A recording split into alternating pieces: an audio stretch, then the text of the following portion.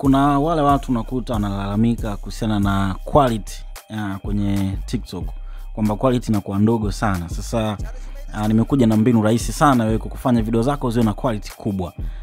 Kama unaona una post video inakuwa na low quality, fanya hivi. Nenda hapa kwenye sehemu yako ya kawaida ambapo unataka kuupload video au kitu chochote. Kwa mfano mimi labda hapa nikupe mfano hii hapa. Tuchukue hii video hapa. Unaona? Hii video bana unataka kuupload sasa ikiwa na high quality. Cha kufanya unaenda hapa kwenye next kama kawaida. Process zote zile za kuupload kitu, unaandika caption yako, then ukishamaliza sasa, kabla ya kupost hapa, unaenda hapa kwenye more options, unabonyeza more options, alafu utatafuta chini hapa pameandikwa allow high quality uploads. Sasa kwenye hii hapa wengi wanakuta imekuwa kama hivi, imezimwa. Sasa hii inakuwa sio sawa, kwa video inakuwa na low quality.